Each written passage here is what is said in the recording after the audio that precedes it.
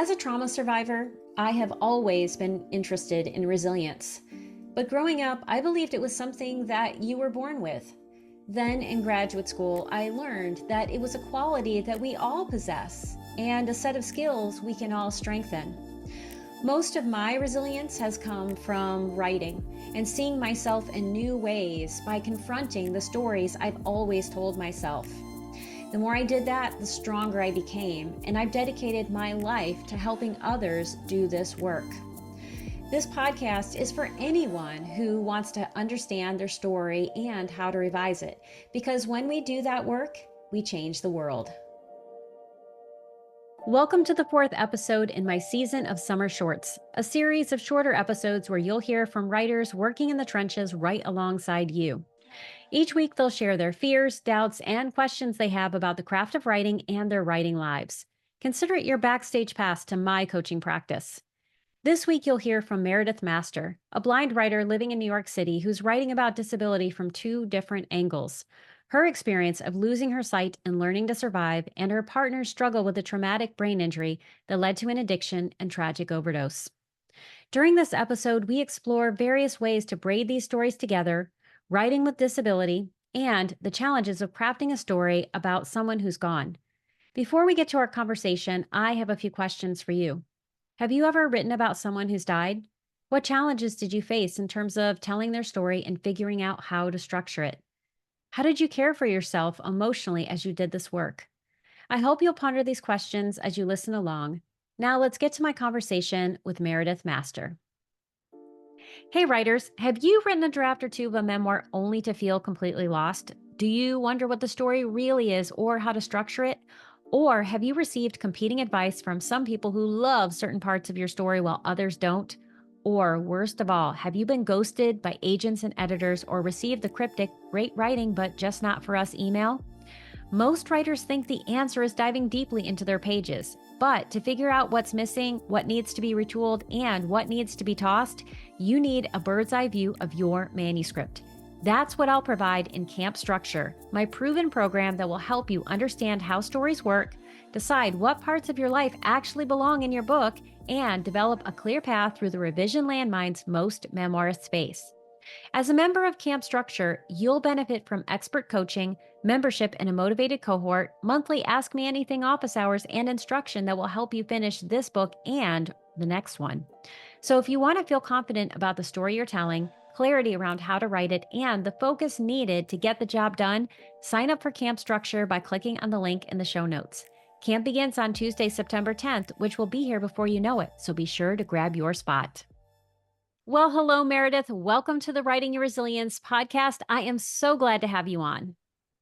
Thank you. It's good to be here. Appreciate it. Well, I appreciate you as one of my newsletter followers and a fellow writer in the trenches.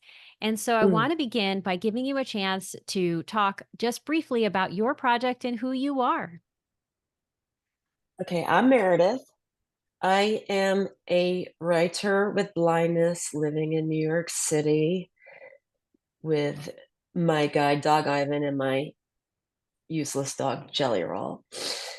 No disrespect. And I am formerly an attorney and many other things. Back when I had eyesight, I lost my vision as an adult gradually over 20 years. And now I'm writing about it. And I'm so glad that you are. Can you tell us a little about your project? Yes, it's a story about survival and love, but not necessarily commingling the two. Back in the 90s, I was a young gal about town of privilege from the Connecticut suburbs of New York City, ski bumming in Vail, Colorado after college, and living my best life, as they say. Anyway, I met this fellow who was also ski bumming in Vail and also was a musician and did après ski and was a weatherman in Vail after college. And I met him when he was playing my favorite tavern in Minturn, Colorado. And I could see then and he just knocked me out, and I just thought he was completely out of my league, and I was already seeing somebody else, but I never forgot him. Anyway, fast forward 20-ish years, and we're both living in New York City. We reconnect after I found out I was going to go blind and then did go blind. And Mm. he had a motorcycle accident that left him with a serious traumatic brain injury that he really wasn't expected to recover from. He was in the Mhm. hospital for a couple of years. And I'm going to be telling my story and his story about our love story and our very different outcomes as he passed away from accidental fentanyl poisoning Mhm. just as he was beginning his career as a drug addiction counselor. Mm. Yeah, and so this is a story of love and loss and two different outcomes. And you had a question for me around how in the world do you tell this story? Yes, I was thinking about braiding our stories during the time that we were not interwoven, Mhm. telling my story about going blind and struggling with that, and how I've come out the other end, and I'm doing pretty okay. But I want to tell Michael's story too, including the time I didn't know him. Obviously, I knew a lot about him. He was my life partner. We lived together, but his life ended and mine didn't. So I was thinking about contrasting our two experiences in a braided format just to tell the story of two different survival stories of coming to term with shocking and catastrophic disabilities and how to Mhm. live with them. Yeah, so this is a story about how do you live with disability, especially a catastrophic one that radically changes your life. And I'm imagining you as the narrator, how do you deal with these different outcomes? You've survived thus far, your partner did not. And how do you Right. reconcile the two? How do I reconcile it? I know how to tell my story in the first person in memoir form, but how do I tell his story? I mean, do I do a biography of him and then until it becomes more about us together? And am I even, do I have license to even tell his story Yeah. biographically? So let's explore that. If that is that okay with you? Yes, anything. All Thank you. right. So first I want to talk about what a braided narrative is in case someone's listening and they're like, I don't know that word. So Mhm. if someone is writing a braided memoir has two or more stories, usually not more than three, that are complete stories, right? So we have a complete arc from beginning to end where this character transforms in some way. And so we'll call it character A. So character A transforms in some way, and that's probably you, the narrator. And then we have character B transforms or changes in some way. And in this case, that would be your boyfriend or your Mhm. partner. So they each one has their own complete narrative, and that telling them together helps the reader understand something else. So the reader will understand something that they could not understand if they just read one story by itself. So, an Mm. example that I often use of the braided memoir is The Fact of a Body, which is by Alex Marzano Lesnevich. So, in that braided memoir, there is the story of Alex, the narrator, who grows up in a home where there is incest and nobody's talking about it. And so this person is sexually abused by a grandfather and then the ramifications of it. The other part, the B story, we'll call it, is the story of Ricky Langley, who is a pedophile who ended up murdering this young boy named Jeremy, and it's an exploration of how did someone do this and get to be this way. Like, so it's kind of an origin story for Ricky Langley and an exploration of how in the world this person can do something like this.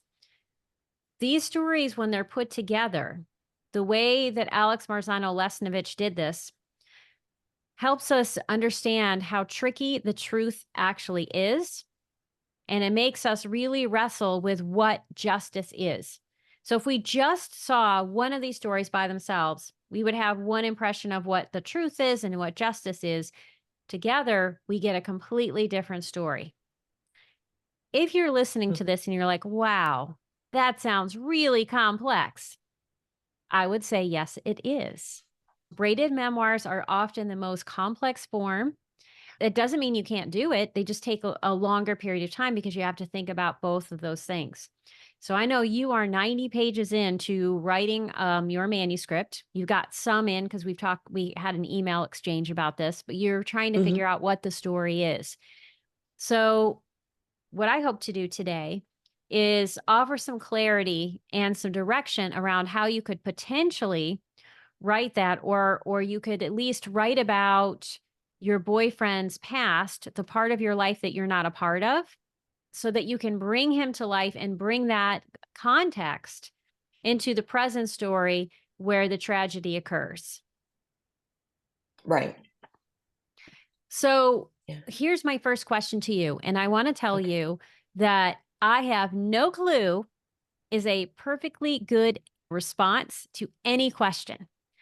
So, when Okay. you're thinking about this, are you married to the idea that this is a braided memoir in the way that I've described it? Or are you just really feeling like you want to bring his story alongside yours? I'm not exactly sure. I sort of feel like his backstory before we reconnected after 20 something years should be told because I think it has a lot to do with his outcome. Mhm. But I mean, is it a third person? It wouldn't be a I don't know how to braid it, Yeah. because I think it ultimately it's almost like a V, like Mhm. no, it'd be like a diamond because we'd met and then we went our separate ways and then we came back together Right. through disability. Yeah, Um, and what it could be, I'm just going to offer this as an invitation and I want you to say yes or no. Is that okay. maybe if we think about this as a quest or a journey or a question, that, most books are answering a question that the writer has inside them. I want to know the answer. And so a question I'm wondering about might be inside you is how could we have such different outcomes? Does that sound like the question? Yeah, that sounds basically like my thesis. How do I live through this? Yeah. He didn't. I mean, he Yeah. did for a while, but then he didn't. Yeah. So how does that happen? So if that's your thesis, I want to just say at this point, you have permission to tell that other part of the story. It will all depend on how you tell it. That's going to be the key or the trick is how do you tell the story when you weren't there? And I've got some ideas for you. Okay. So I'm Great. going to help you. That's my Yeah. goal today. So if you start off with the framing of your story is I don't know, some point in the present moment or what we'll call story present, something has happened and I have to know why I'm alive and he's not. How in the world this happened so that you have some sort of trigger moment.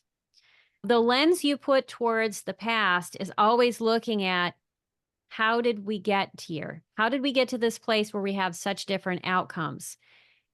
Because you are the narrator and you know your life story, you know what was inside your head. It probably makes sense that you are the main character, the narrator, and that you are sharing your story of transformation. But you can also tell your partner's or your boyfriend's story, and I'm going to give you an example of how to do this. So this is a book that I want you to get, and I'm pretty sure there is an audiobook version and there may Great. be a braille version. Do you read with braille or do you do more audiobooks? I do not braille. My understanding is at this point only people younger generations who weren't born blind don't braille, but I don't know that for a fact. Okay. Well, I'm pretty sure this is a New York Times best-selling book, and I'm fairly certain it has an audiobook. So I think it Okay. would be a good option for you. So Sarah Perry, and she was a guest on my show. She Okay. wrote the book After the Eclipse. This story is about how Sarah's mother is murdered when Sarah is 11 years old and she's in the next room. So she's the closest thing to a witness, but she did not witness the murder. There was a door that was closed. And fortunately, she survived, and the person who committed this crime left. So, one arc of the story is how do you survive something like this when everyone thinks you're the main witness and you're not? So, how do you survive the death of your mother? And how do you navigate this criminal justice system that's asking something from you that you cannot offer? That's Sarah's story. She knows it well because she lived it. But another thread, another part of this book is the story of who her mother was, right? She didn't Mm. want to create a book where the whole inciting incident is my mom died on page 20 and then she's not in the book anymore. She cared about bringing her mother to life and having her mother be a character in this book for as long as possible. But because she was only 11 years old, there was a lot of her mother's life that she wasn't present for, that she would have to, be able to talk about and write about.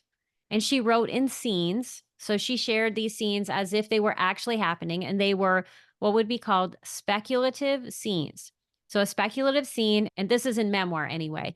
In memoir, speculative scene is where you're not present and you are sharing a scene, you're writing it as if you were, like as if you were part of it. So she wrote a lot of speculative scenes to bring her mother to light. The way she was able to do that is she did a lot of research. And in her case, she interviewed as many people as she could to learn about her mother's life.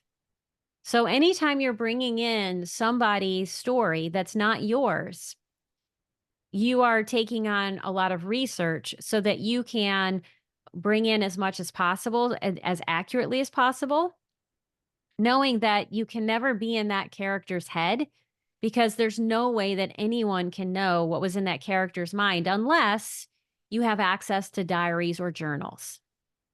I know that was a lot. Oh, no, that was really helpful because I do wanna make sure that Michael is portrayed as the loving person that he was and not just a tragic event Yeah. upon tragic event. One sort of hitch in telling his story is that I didn't always get the truth Mm. because I think he carried a lot of shame about what happened to him, Mhm. and because of my blindness, he was able to hide some things from me Mhm. that maybe a sighted person would have caught on to more quickly, and Yeah. since he had the traumatic brain injury, it's almost hard to tell what's him recovering from the injury versus what's his drug problem. Yeah.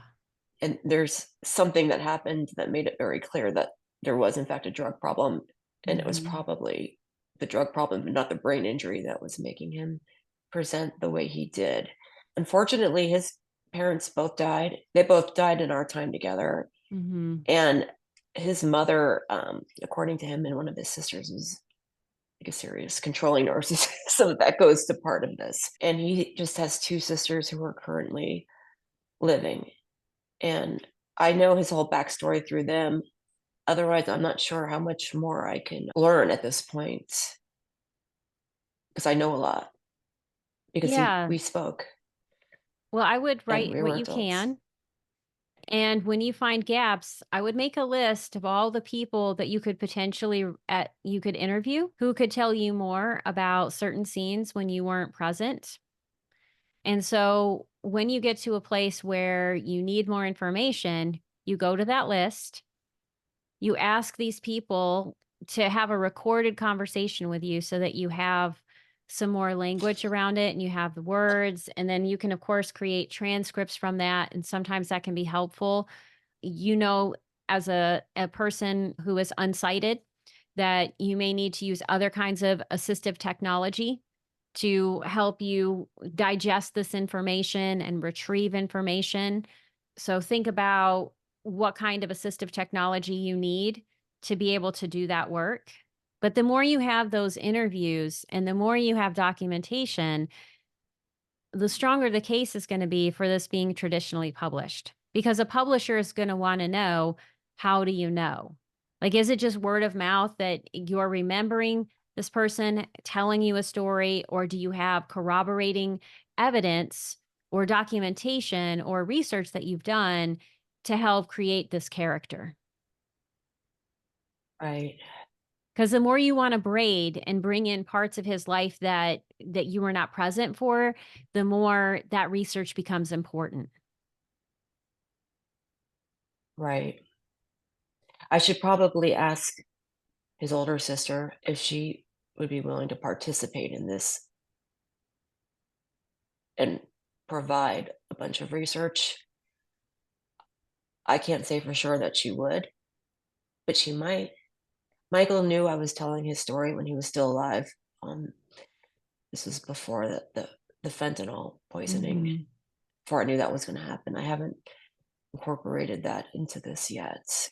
And it may take time to do that. And here's what I would say is write your story first as you remember it before asking other people for interviews and things like that. So write the story that you want to write first.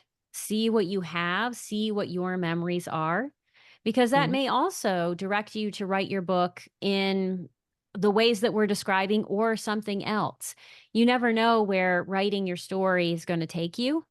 So I would do that first, see what you have, and then, as you write about his life and you find gaps or you find things you need to corroborate or research, then pull people in and ask them if they would be willing to help. And you may also, think about other people outside of his family who might have known him. And the reason I say that is because family can be tricky. And some Mhm. family members are gonna be very willing, especially because, in you writing this, you're bringing him back to life.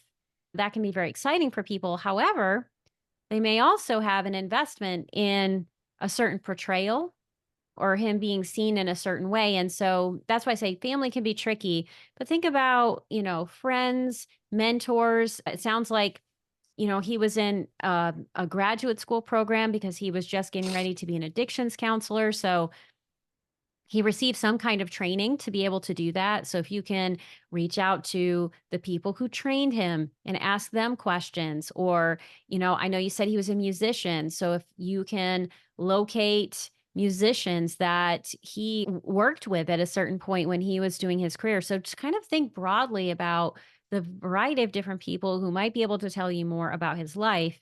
And that may add a richness to this work. Well, I know that this is a very compressed answer to a very complex question. But because these are considered to be summer shorts, so our interviews are going to be very short, Okay. I'm going to let you digest all of that, knowing you can always ask me another question later, and you're going to listen to this a few times. And I'm sure that will also generate more thoughts. But I Mhm. want to end with three questions that I always ask everyone. So the Okay. first question is, what is the best piece of writing advice you've received? My personal favorite piece of advice is from Stephen King's book on writing about limiting your use of adverbs. Oh, yes, that is a good one. I have so many pieces, but that one comes to mind. I love that book. Oh, yeah. And so it's on my bookshelf behind me, and I think about it often. And my favorite is about, don't put your writing desk in the center of the room. Make sure it's against a wall, because the center of your life should be life. And, this is a tough story that you're working on. It involves grief, and involves, self exploration and thinking about things that may be challenging. So, how are you nurturing your resilience as you do this work? I've done a lot of, therapeutic work in the last few years, including grief counseling, And after he died, I had to put this project on hold because I could not function for quite a while. Yeah. I do a lot of therapy.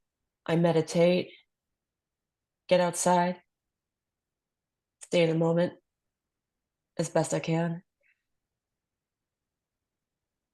And then writing is very cathartic for me. And like you said, when you write, it often goes in a different direction than you imagined, and it becomes a thing of its own. Yeah. And sharing my story with my readers is really helpful in resolving some of the pain. Well, I'm so glad that you're doing that work. And I'm also glad that you listen to yourself and you take breaks when you need to, because anytime a story involves grief, we are coming up against the edge of who we are. And whenever that happens, we want to be really gentle with ourselves and, just take deep breaths and let the story marinate for a while so that we can continue to do the healing work because grief is exhausting. Oh, tell me. Yeah. It's one of the most So many exhausting levels. physical things that we can do. I know. I Michael and I were both avowed atheists, and I've gotten signs from him, so I've had to Mhm. do a lot of work with reconciling those 2 things, but that's another story. And it sounds like a powerful one that I hope you write. Well, if Okay. people want to connect with you, writing is so important and it's so important to do it in community. So how can people reach out to you and connect? Oh, I would love that. I'm always looking for more writers to be in community with, and I'm also seeking representation. I have several projects. My name is Meredith Master, and I'm on Facebook. I'm not a big social media person, but that is active. I can also be reached by email at my full name, Meredith Master, one word, no punctuation, at gmail.com. If you're a writer or a humorist or just want to talk, and I'm always looking to meet more people with disabilities. Wonderful. Well, if case anyone missed that, I will make sure that it is in the show notes so people will have access to it. And I hope that they do connect with you because you have so much to offer. You have such a powerful story that you are working on. And I am deeply honored to know you. And I am so glad that to have you on the podcast today. Deeply honored to be here. I'm a huge fan of your work and advice and guidance, and I was very honored to be asked on. So thank you. Are you a writer who struggles with doubts? Do you wonder if your stories are good enough? Do you wish you had some simple tricks that would make the writing life just a little bit easier? Become part of my Writing and Resilience community by signing up for my newsletter. As a thank you, you'll receive a free copy of Write More, Fret Less, 5 brain hacks that will supercharge your productivity, creativity, and confidence. The link is in the show notes. That's it for today's episode. Before you leave, I would love your help spreading the word about this podcast. You can do this in a few very simple ways. Click on the subscribe button in the upper right-hand corner, then leave a 5-star review.